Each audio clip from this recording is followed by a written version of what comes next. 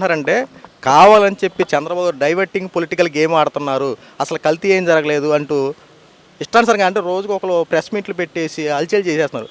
ప్రజల్ని ప్రలోభ పెట్టే విధంగా ఈ రోజున మాట్లాడుతున్నారు. ఇలాంటి వారికి ఎటువంటి విధంగా ఉండబోతుంది, అసలు ఇలాంటి వారికి ఏ సమాధానం చెప్తారు? ఏమండి ఇంకేమి ఇప్పుడు ఇవాళ చంద్రబాబు నాయుడు గారు రేపు మాపు ఎలక్షన్ లేదు, డైవర్ట్ చేయడానికి మిమ్మల్ని మీ ఓటో లేదు, ఆయన ఓటో లేదు, నా ఓటో ఈయన ఓటో వేసుకుంటానికి ఇవాళ అయితే అవసరం లేదు. ఆయనకి శుభ్రంగా ఫుల్ మెజార్టీతో 133 సీట్లతో ఆయన గెలిచాడు.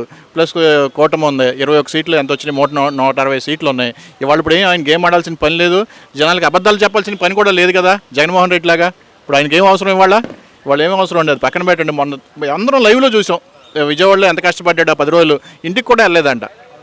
మొత్తం ఎక్కడ ఉంటే అక్కడ ఆయన క్యారవాన్లో వేసుకుని కూర్చొని ఏ పని ఉంటే ఆ పని చేసి ఆ వ్యాన్లోనే పడుకుని తిని భోజనం చేసి 10 రోజుల తర్వాత ఎంత క్లియర్ అయ్యాక ఇంటికి వెళ్ళాడంటే మనం ఉండగలమా? ఆయన సంగతి పక్కన పెట్టండి. 77 ఏళ్ళు వయసు ఆయనకి, నాకు 48 ఏళ్ళు, నేనే చేయలేను నా పని. మరి ఆ వయసులో ఆయన అట్లా చేసాడంటే గొప్ప కదా, ఎప్రిషియేట్ చేయాలి. ఇప్పుడు ఒక మనిషి ఏదైనా పని చేసాడు అనుకోండి, బాగా చేసావు, ఎప్రిషియేట్ చేయాలి. అంతేగాని ఆయన ఏం చేశాడు అంటే ఏం చేస్తాడు, ఆ వయసులో ఆయన చేసాడు, నువ్వు కూడా చేసి చూపించు, చూస్తారు కదా ప్రజలు.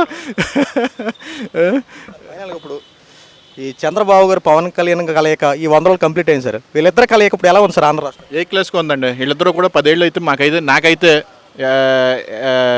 10 ఏళ్ళు మట్టుకు అసలు వీళ్ళిద్దరికి అనుమానం లేకుండా వీళ్ళిద్దరు కాంబినేషన్లో ఆంధ్రప్రదేశ్ రాష్ట్రం డెవలప్ చేసుకుంటూ ముందుకు పోద్దని ఆశిస్తున్నా, అదే జరుగుద్దని కూడా ఊహిస్తున్నా. ఈ రోజున జగన్మోహన్ రెడ్డి అలాగే కొన్ని పేటీఎం బ్యాచ్లు అలాగే కొంతమంది సోషల్ మీడియా వేదికను చేసుకుని రకరకాలుగా మాట్లాడి తెలుసా, కూటమి ప్రభుత్వాన్ని ప్రతి ఒక్కరు విమర్శించడమే.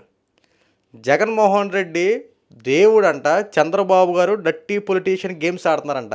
ఈ చెత్తనాయలు మాటలు ఏంటంటే చంద్రబాబు గారు అలాగే కూటమి ప్రభుత్వంలో ఉన్నటువంటి ప్రతి ఒక్కరూ డైవర్టింగ్ పొలిటికల్ గేమ్ ఆడుతున్నారు, డైవర్షన్ పాలిటిక్స్ చేస్తూ ఉన్నారు.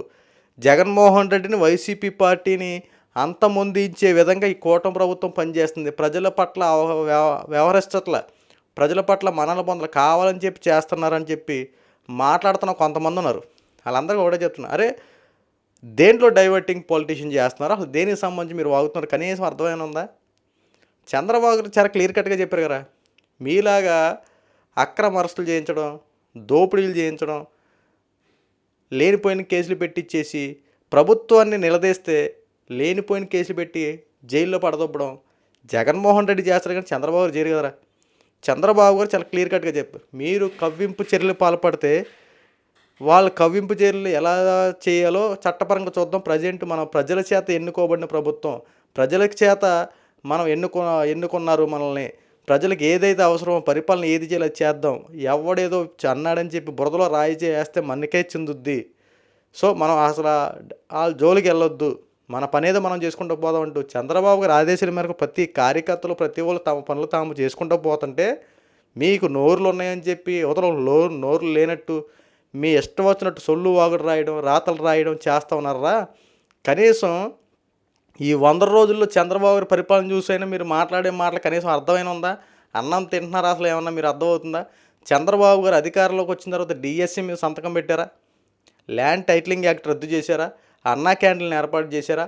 అమరావతి రాజధాని కోసం 15,000 కోట్ల రూపాయల నిధులు తీసుకొచ్చారా? ఉచిత ఇసుక పాలసీని అవలంబించారా?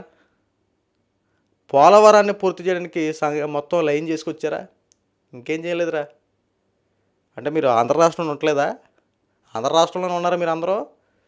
ఇంకా జగన్మోహన్ రెడ్డి ఏది చేసాడో కానీ తెలియనిగా ప్రజలు అల్లాడిపోతూ ఉంటుంటే చంద్రబాబు గారు మాత్రం ఈ 100 రోజులు చేసిన ప్రతి పని ప్రజలు కళ్ళ కట్టినట్టు చూశారుగా. 4,000 రూపాయలు పెన్షన్ ఇచ్చారుగా. అదే జగన్మోహన్ రెడ్డి లాగా మాయ మాటలు చెప్పి అధికారంలోకి వచ్చిన తర్వాత 250 అనలేదుగా, 4,000 రూపాయలు ఇచ్చారుగా. వికలాంగులకి జగన్మోహన్ రెడ్డి 6,000 అని చెప్పి 3,000 రూపాయలకి 6,000 చేస్తారని చెప్పి దాన్ని కూడా దశల వారీగా చేసాడుగా. అదే చంద్రబాబు గారు అలా చేయలేదుగా.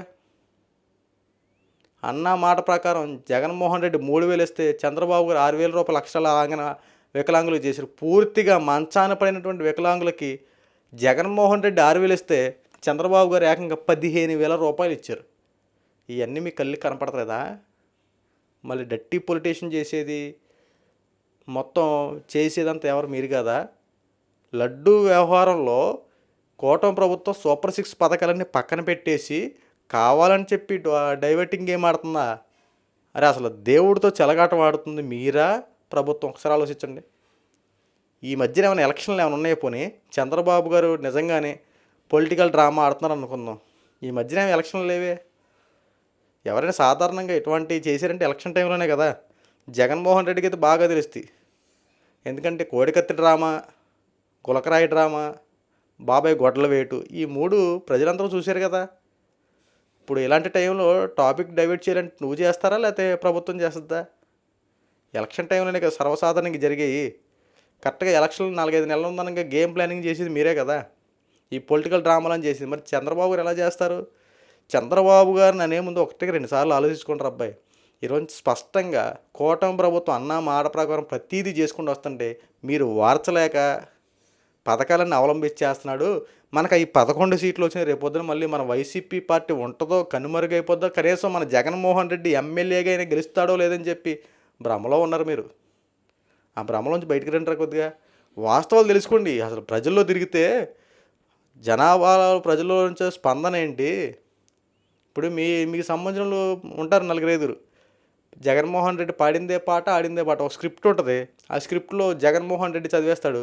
తర్వాత సాక్షి అనే ఒక పేపర్ ఉంటుంది. ఆ పేపర్లో ఏంటంటే జగన్ సునామీ, జగన్ ఒక ఉప్పు, జగన్ ఒక నిప్పు, జగన్మోహన్ రెడ్డి దుమ్ము దులిపినటువంటి కూటమి ప్రభుత్వం, జగన్మోహన్ రెడ్డి దాటిపోయి తట్టుకోలేనటువంటి కూటమి ప్రభుత్వం, జగన్మోహన్ రెడ్డి కూటమి ప్రభుత్వాన్ని కోకట వేలతో పెగిలిచ్చేస్తారని చెప్పి రాతలబో చాలా గట్టిగా రాద్ది. ఏంటిది? సాక్షి.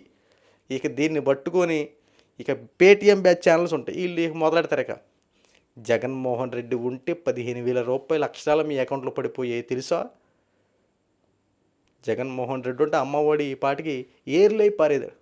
పథకాలు ఏర్లై పారబట్టినా నేను 11 సీట్లు కూర్చోబెట్టాను, నీకు ఆ విషయం అర్థమవుతులే. 11 సీట్లు కూర్చి కనీసం అన్న నీకు ప్రతిపక్షం కూడా లేదన్నా, దిక్కు లేదన్నా. ఇప్పుడు నువ్వు సుప్రీంకోర్టుకి వెళ్ళి ప్రతిపక్షం ఇవ్వండి లేదని నేను రాను అని చెప్పి నువ్వు వెళ్ళి అడుగుతున్నావన్నా, కనీసం అర్థమవుతుందా నీకు? ప్రతిపక్షం కూడా లేక నువ్వు వెళ్ళి అడుగుతున్నావు ఈ రోజున. అంటే ప్రజలు నీ మీద ఎంతలా ఉన్నారో, కనీసం ప్రతిపక్షం కూడా నువ్వు పనికిరావు అన్నట్టు పక్కన పెడితే నువ్వు దాన్ని మళ్ళీ నువ్వు వెళ్ళి అడుగుతావేంటన్నా? ప్రజలే కదా నీకు ప్రతిపక్షం కూడా వద్దని చెప్పి పక్కన కూర్చోబెట్టారు, నువ్వు ఏ రకంగా ఈ రోజున ప్రెస్ మీట్లు పెడుతున్నావు?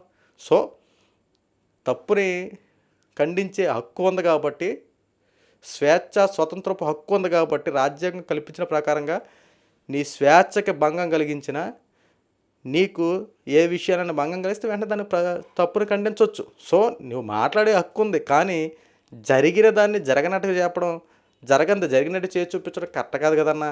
మళ్ళీ దీని గురించి మళ్ళీ డిబేట్లు పెట్టేస్తావు, దీని గురించి మళ్ళీ మాట్లాడేస్తావు, ఇవన్నీ కరెక్ట్ కాదు కదా. వాస్తవాలన్నీ ప్రజలు తెలుసు కదా, ఆ ప్రజలే చూశారు కదా, ఇంత చూసే కదా నీ 11 సీట్లు ఇచ్చారు. మళ్ళీ ఇప్పుడు నేనే ముఖ్యమంత్రిని, నేనే రాజుని, నేనే మంత్రి అన్నట్టు డైలాగులు ఎందుకన్నా?